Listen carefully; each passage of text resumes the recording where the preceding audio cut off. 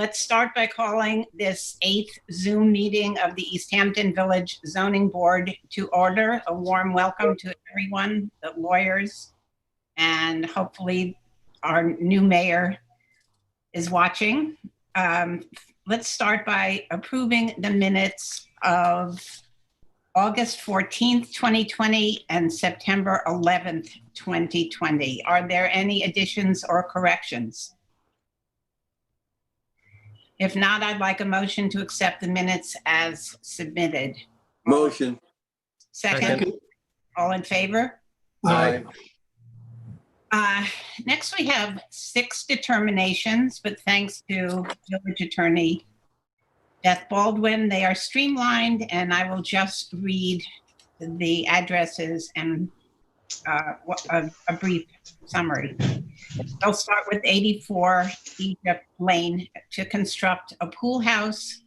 The application is granted. Ms. Marigold? Yes. Mr. McGurk? Yes. Mr. Hillel? Yes. Mr. Humphrey? Yes. Okay, next we have Summer House, which is at 30 West End, to install a sculpture with a concrete base and do landscaping within the wetlands. It's hereby granted with the condition of a project limiting fence. Ms. Marigold? Yes. Mr. McGurk? Yes. Mr. Hillel? Yes. Mr. Humphrey? Yes. Then we go to 3 Georgica Road. The applicant is named Souter to construct a detached garage with adjoining pool house and cabana. The application was denied. Ms. Marigold? Yes. Mr. McGurk? Yes. Mr. Hillel? Yes. Mr. Humphrey? Yes. Okay, on Lockwood Lane, David and Michelle Cool Trust to reconstruct a pool house with pool equipment was hereby granted. Ms. Marigold? Yes. Mr. McGurk? Yes. Mr. Hillel? Yes. Mr. Humphrey? Yes. Then on 7 David's Lane, alterations and additions to the main residence and renovations to the second building. It's hereby granted. Ms. Marigold? Yes. Mr. McGurk? Yes. Mr. Hillel? Yes. Mr. Humphrey? Yes. On 10 Briar Patch Road, Fulling Mill Farm LLC. It's to allow an accessory playing court without a principal residence. This request was granted. Ms. Marigold? Yes. Mr. Hillel? Yes. Mr. Humphrey? Yes. Okay, moving right along, we have 3 requests for adjournments. As I said before, for various reasons. One is care of the Maidstone premises of Lexington Lounge LLC at 207 Main Street. And then Gary, is it okay if I bundled them? Mm-hmm. Gary Yeah. M. Kravitz and Marielle Creo Kravitz at 2 Baiting Hollow Road. And the third is Eric and Lori Blackstein, 211 Lily Pond Lane. Do I have a motion to accept the adjournment? So moved. Second. Second. Second. All in favor? Aye. Aye. Now we have 1 continued hearing. Donald R. Mullen Jr. at 67 Cross Highway. The applicant. Good morning, Lenny Ackerman for the applicant. Following up on last month's meeting, we worked together, the architect, myself, with respect to reducing the request. As you know, this sought after improvement and alteration is all within the existing footprint except for 20 square feet constituting a bay window. To accomplish the reduction, we reduced the existing footprint by 170 square feet, ending up with a net of 985 square feet Oliver Cope, the architect, is available to answer any questions you may have with respect to the application and how we were able to obtain this reduction. Oh, Lenny, I thought it was that you reduced it by 75 square feet. Well, Sorry, go ahead. Len. What happened was when you add up the numbers, we actually reduced by 95 square feet, taking it out of the garage to get a net of 985. If you want, Oliver could go through and give you the pluses and the minuses. But we tried to stay within the existing footprint and reduce the existing GFA coverage, all netting it out basically to 985 square feet. I was actually pretty surprised. I thought you were going to come in with 450, 550, something, 10,485 square feet to reduce it by 75 seems, minimal, Well, beyond minimal. Well, minimal only to the extent of the numbers, but in actuality, we took what was there and we put 10 pounds into a 5-pound bag by allowing, you understand, by utilizing what was there. And we haven't expanded the footprint at all. We've just taken the GFA that was existing and reworked the GFA and further reduced it. However, if you don't feel this is adequate, then, I understand. I think this is, considering, the circumstances of this client, the fact that his house in GFA, lost a substantial, up to I think it was 30% of GFA in the 2015 rezoning.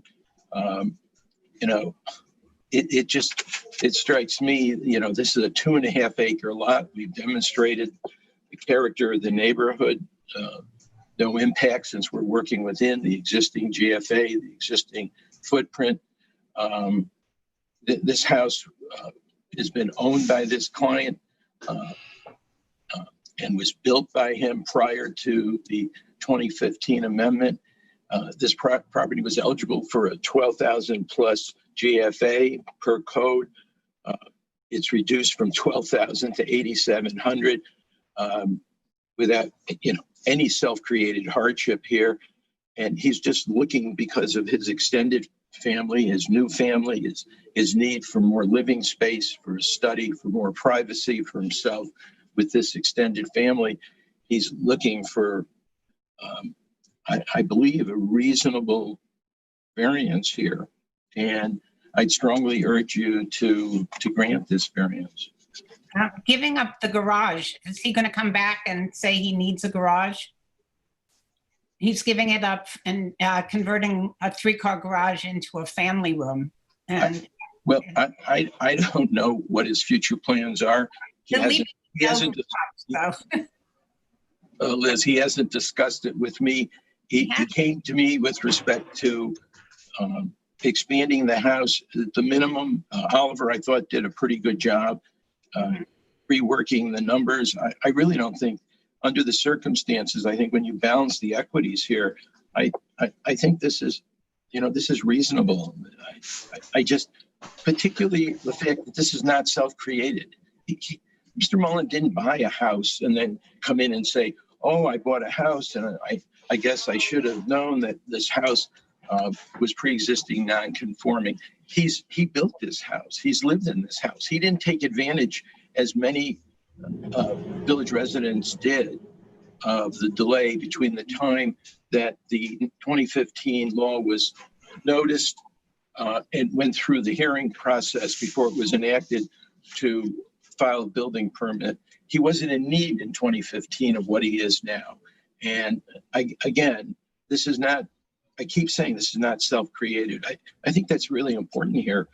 This is one of the few cases I've had since 2015 where an applicant finds himself looking at a pre-existing non-conforming house when he had, 12,000 square feet, and he's now looking to expand beyond the existing 9,500 square feet, and he was reduced and pushed down from 12,000 to 8,700 in 2015. I just don't think this is unreasonable, especially since we've come back a second time and we've been guided, I thought, to show good faith and show that we could rework the numbers and rework the floor plan. This is not a situation where like we did in Daniela, where we can give up the right to do any further improvements. I hate to see that become a precedent. In Daniela, it was understandable, and the client, agreed to it because he's satisfied with what he has. But in this case, I can't offer that up. If that's what you're asking me to do, I can't do that. I'm not asking. Just, Larry, would you like to speak? Yes, I understand the special circumstances, but still 20% is substantial. I feel that he could maybe certainly not reduce it to the max, but I think if he reduces a little more significantly, I would be a little more open. But 1% down to 20%, I think is still substantial, and the law was reduced it for certain reason. And I think our job in the zoning board is to relate to the law, and that's what we're doing. So again, I would be open if there be more substantial reduction. Well, let me just ask a question. You said 20%. That's based upon Beth's recent opinion that she issued, that the calculation should be made based upon the increase from what's allowed today, not based upon what was allowed pre-existing non-conforming. Is that right? Yeah, again, the proposed is, I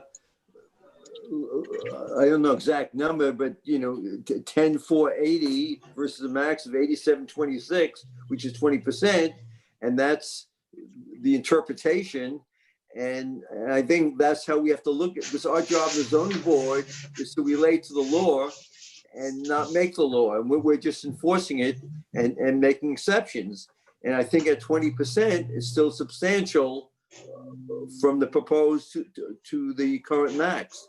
And if there would be a little more significant decrease, I would be a little more open under the circumstances that you said, that if he built this initially, he could have been over this proposed limit. And Craig? My question is whether or not it's quite opposite. What is the coverage now, and what does he have to, if he has to go to put a garage on, does he have any room? Oh, well, that's not in front of us, so. What about the numbers as they've been submitted this time, the revised numbers? How do you feel about that? I'm comfortable with them. You are, okay. Yes. Well, thank you, Greg. Fresh air. This has been, you've moved into living space that wasn't living space.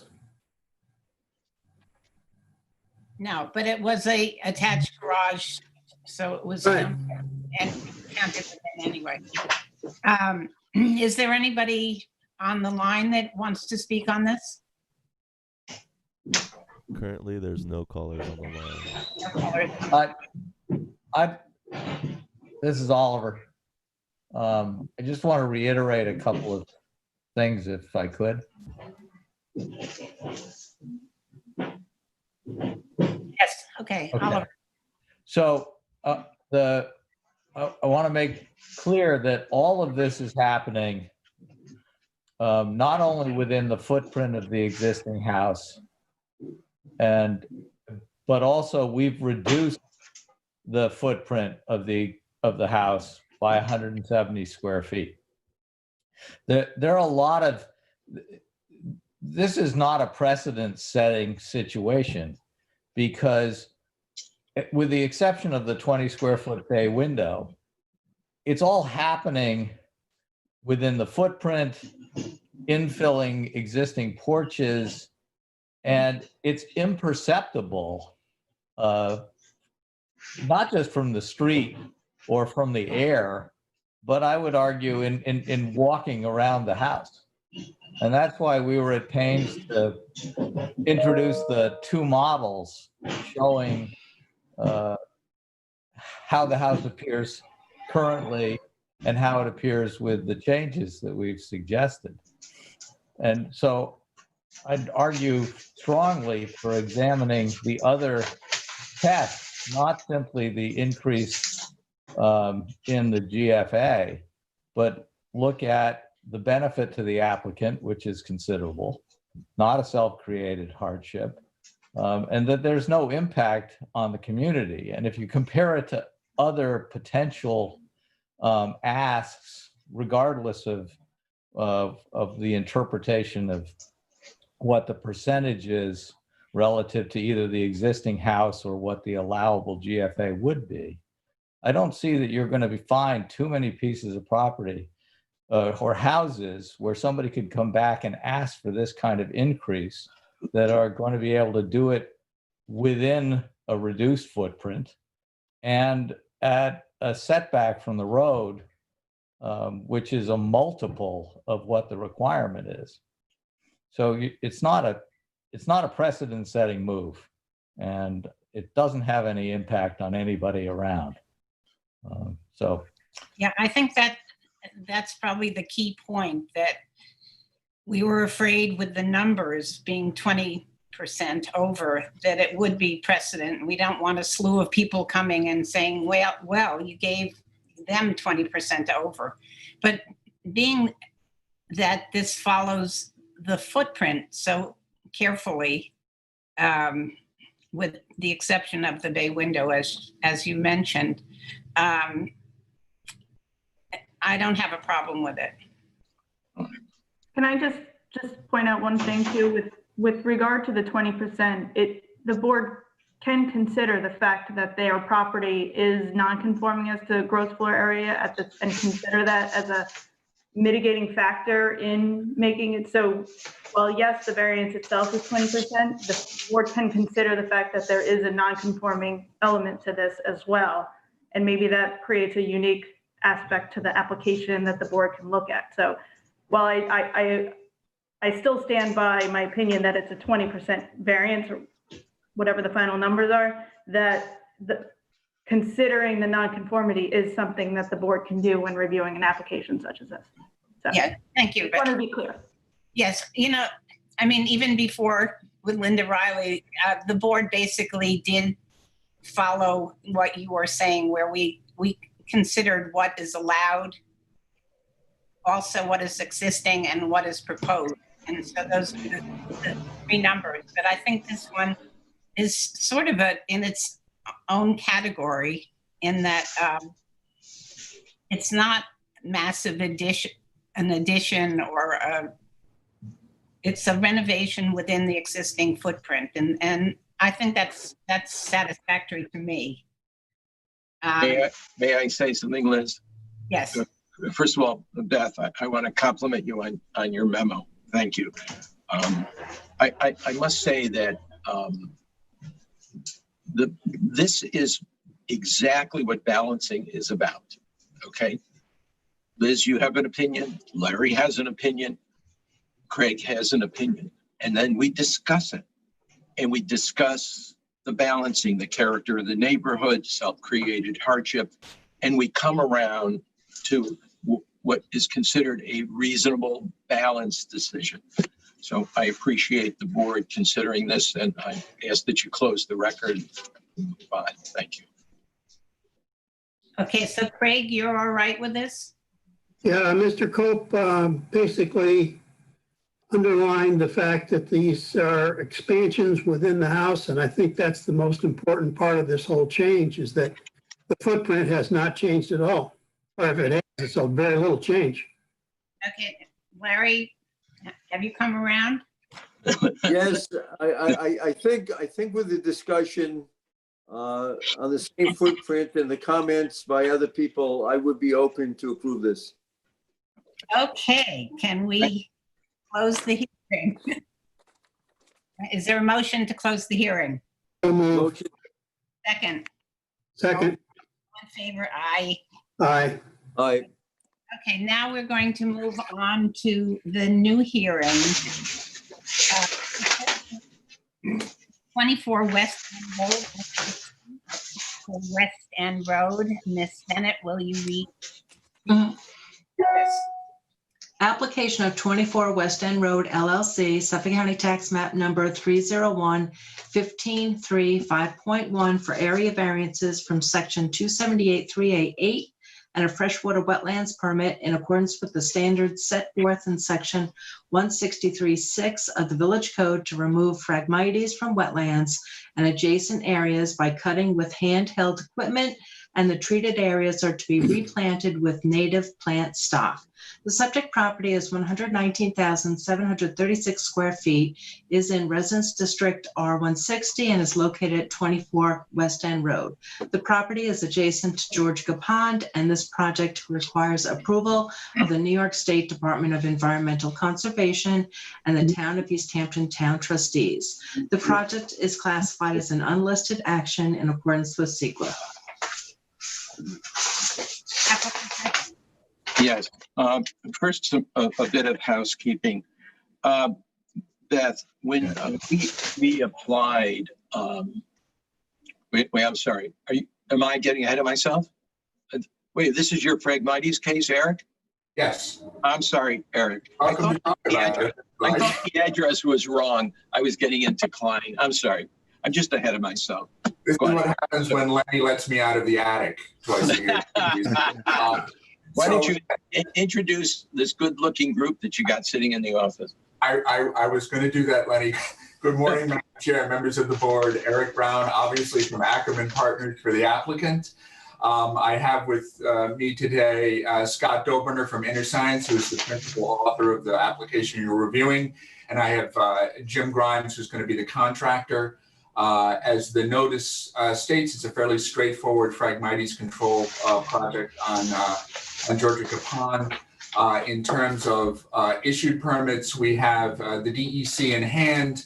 The trustees have approved the project. That permit has yet to be issued. It is contingent upon your board's approval of the project. And obviously, if you have any questions, we're happy to answer them.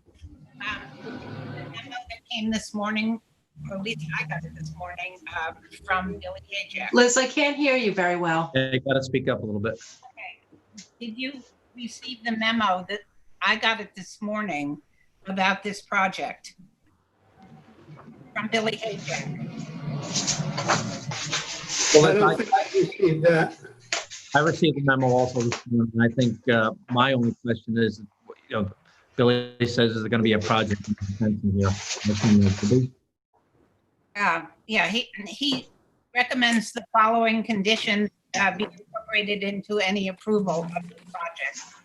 The village zoning board be notified in writing prior to commencement, and 48 hours after any cutting or planting is completed.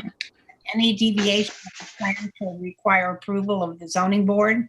Submission of an annual report that includes at least 3 color photographs covering the shoreline and all restored areas. The report shall provide the cutting program and schedule and explain the overall success or failure of the project. And the report shall allow the village staff or the village designated consultants the right to an annual inspection of the treated area with adequate notice. And 4, the village reserves the right to require implementation of approved revegetation plan or portions thereof throughout the life of the permit. And last, if any irrigation is required, it shall be temporary above ground and shall be removed after plantings have become established. And this is a 4-year project, right? 4-year project. It's pretty straightforward. There are pragmatic projects that we have okay. So are there any questions? Not from me. Madam Great. Chair, before you all proceed, Billy had also discussed this, I don't know, what do you call it, wildlife limiting fence in his memo. We've talked to Jim Grimes, I've spoken to the client. She has no issue with doing that if it helps preserve the plants and stop predation, by wildlife. That's certainly something we would be happy to do. We didn't include it in this application because, to quote my daughter, we didn't know it was a thing until Billy noted it in his report. But if that's something that the board would like to see, we can certainly incorporate it. It will require us to go back to the trustees and also to notify the DEC that we're making that modification.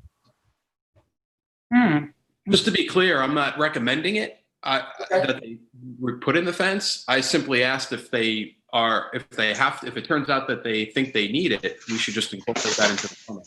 Well, it's up to the applicant. If they don't want to use it, that's fine. It's just that it's popped up on other Phragmites removal projects that the board has approved where temporary fencing has been put up after the fact in order to prevent animals from gnawing on the vegetation. That's all. And I think Jim Grimes has something to add here, folks. Yeah.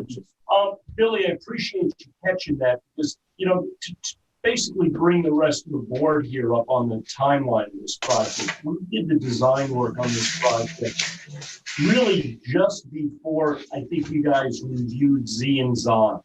Okay, and Billy and I had discussed the issues of when contractors realize that they have to take some action to limit the access of wildlife to maintain the health of these projects, that it falls between the cracks. And I know in the case of the trustees, the trustee board in East Hampton allows these wildlife limiting fences, but they put pretty strict guidelines on them because they don't want it to either inhibit wildlife activities on the pond during sort of the season, and certainly doesn't want to limit the, boaters and stuff on the pond. So they usually want these fences out by April 1.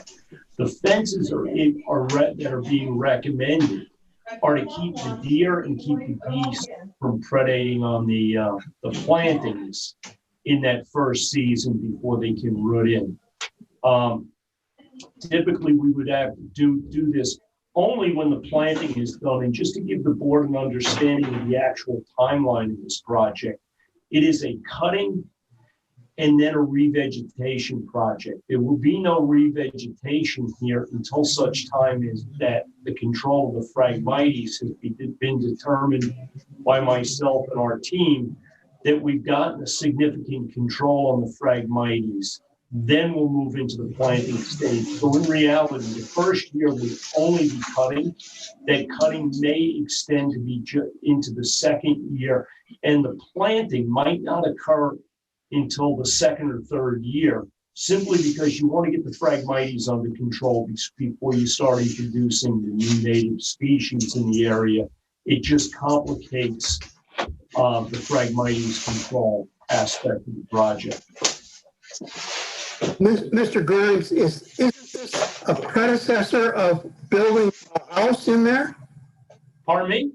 Well, isn't there going to be house construction going on at the same time? Well, the house is being constructed now. This was before you guys. I don't know, Lenny. How long ago did you? Yeah, they started last year. Yeah, they have it framed. Okay. Yeah. So the dimensions of the construction are already defined. Correct. Okay. All right.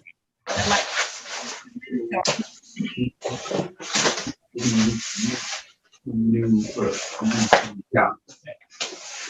So again, Madam Chair, I think we'd like to take advantage of the fence. We'd like to resubmit that to you guys. We would like to avoid having to come back for another hearing. So if the board could give Billy the authority to review that and sign off rather than having to go through the entire hearing process again, that would be helpful. Billy, is that okay? That's fine. That's fine. Yep. All right, so we will include that in the application. And I think we're all in agreement. So Liz, can you speak up, please? I think we're all in agreement. So I think we could close the hearing. Do I have a motion? Motion. All in favor? Okay, everyone say aye. Aye. All right, Thank you very much, everyone. Have a wonderful weekend. thank you. And our final one is Calvin Klein at 75 West End Road. And it's the motion.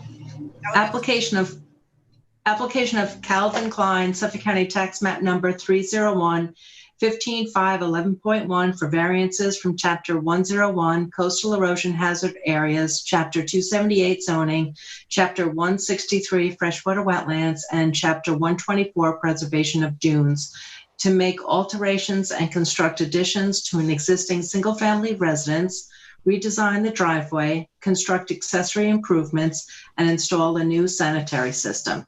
A coastal erosion hazard area permit and variances are required in accordance with sections 1019B and 10119 to make alterations to the existing residence, to construct 2 additions and an attached screened porch, make alterations to a driveway, and to install a stormwater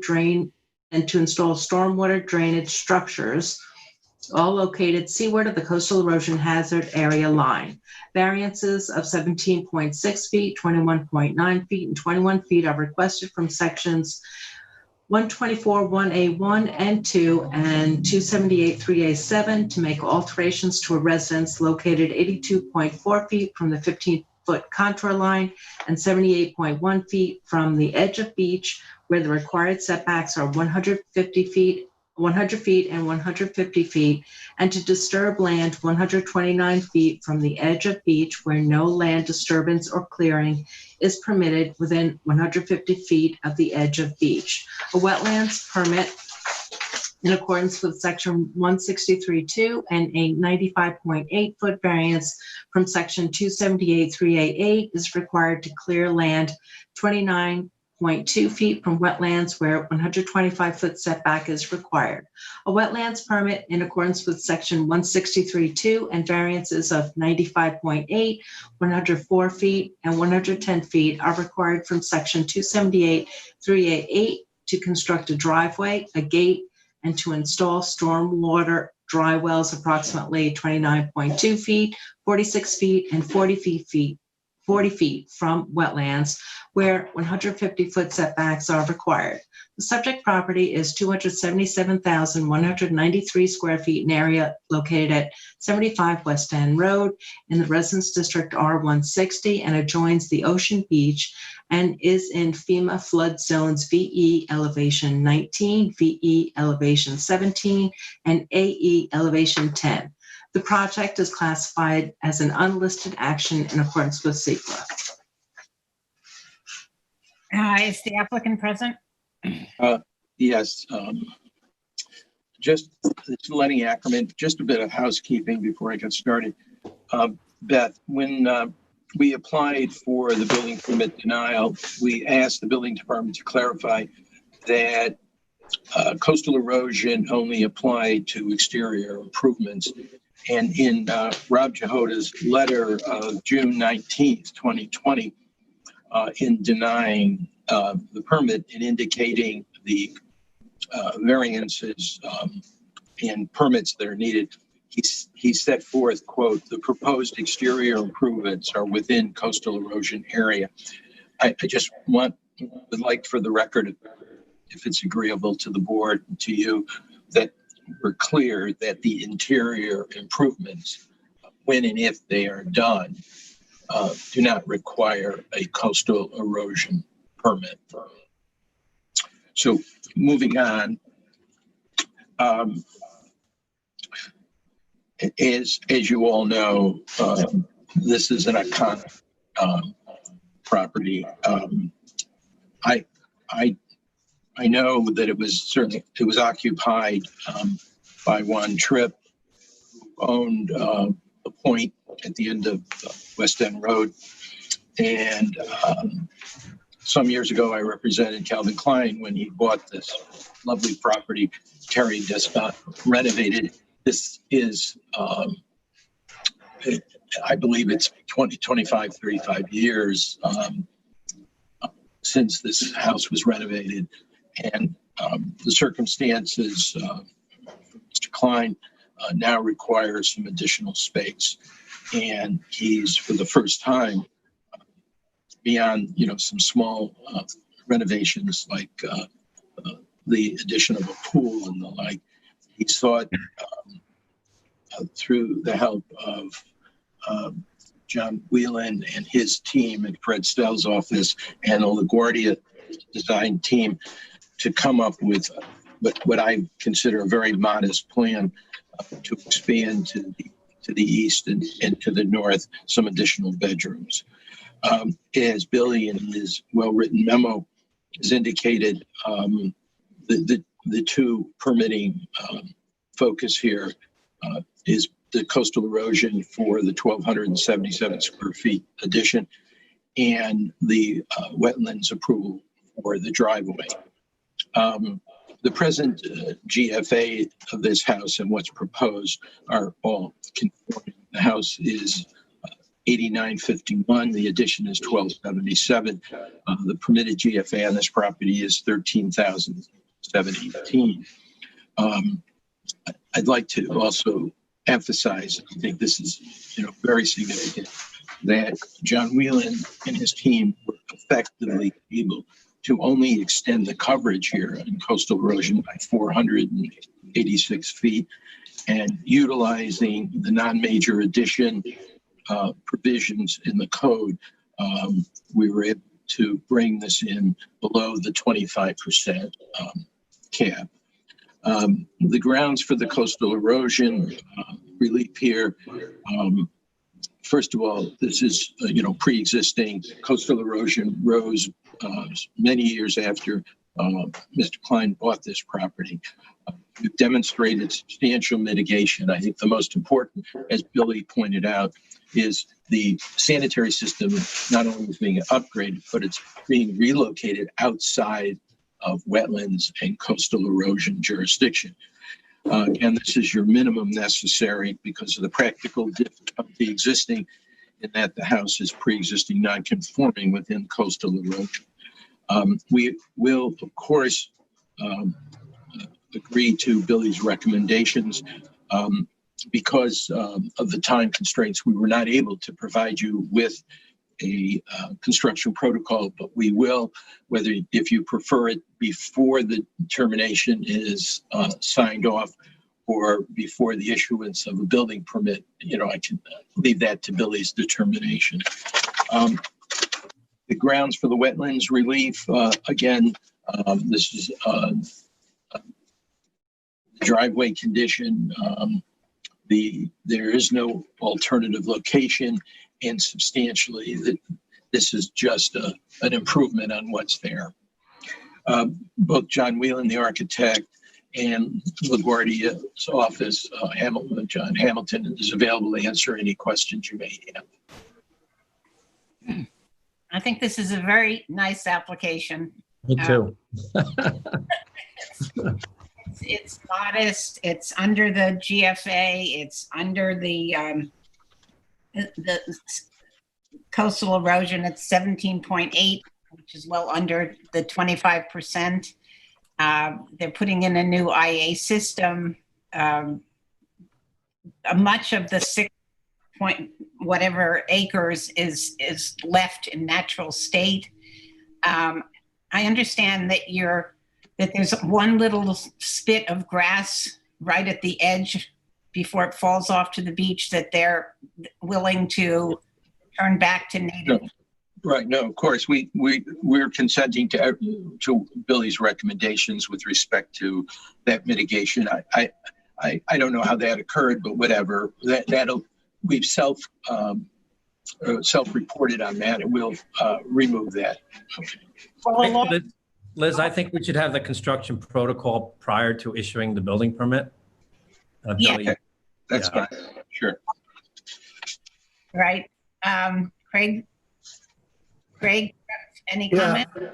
Well, I'm very impressed by the whole proposal and the caution that's been made here. It's a situation where everything that's done is walking on eggshells. And they've prevented as much damage as they can. It looks to me like the part of the driveway that's going to be expanded is offset by the part of the driveway that's going to be left to call it wild land. It's not really, but close enough. Yeah. Yes, that's correct, Craig. You're absolutely right about that. And Larry, a comment? As long as the construction protocol is set up and it's implemented, I have no problem. Good. All right. Thank you. I'll move to close the hearing. Oh, wait, is there anybody online that has any comment? No? Okay, No We can- callers. make a motion to close the hearing. All right. Thank you very much. Have a good weekend, everybody. Do I have a second? Thank you. Thank you all. Thank you all. All in favor? And Aye. now, Aye. close the meeting finally. So moved. Second. All in favor? Aye. Thank you, Thank you everyone. all. It was a very productive zoning board meeting. Thank you, everyone.